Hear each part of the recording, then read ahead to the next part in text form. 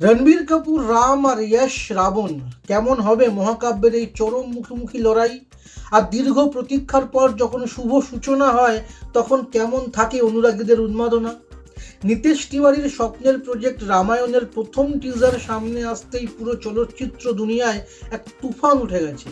30শে জুলাই প্রকাশিত এই টিজারে মহেশ তারকা যশের রাবণ অবতার দেখে সবাই যেমন মুগ্ধ, তেমনি রণবীর কাপুরের রাম রূপ নিয়েও চর্চার শেষ নেই।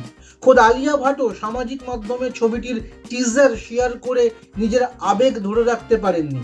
দীপাবলি 2026-এ মুক্তির অপেক্ষায় থাকা 2 পর্বের এই বিশাল ক্যানভাসের ছবিতে রণবীরের রাম, সাই পল্লবীর সীতা আর রবি দুবের লক্ষণ রূপের সাথে যশের রাবণ রূপের লড়াই পর্দায় যে এক নতুন আগ্নেয়গিরির জন্ম দেবে তা বলাই বাহুল্য।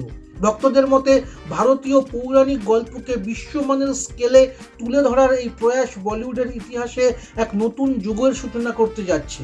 2026 সালের দীপাবলিতে রামায়ণে রণবীর কাপুর আর যশের এই মহাজোট দেখতে আপনি কতটা উৎসুক?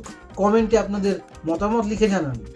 আপনার নিজের জন্য বা নিজের ব্যবসার জন্য পার্সোনাল বা বিজনেস ওয়েবসাইট তৈরি করতে চান, অথবা তৈরি করতে চান আধুনিক মোবাইল অ্যাপ, কোথায় যোগাযোগ করবেন, কিভাবে শুরু করবেন বুঝতে পারছেন না?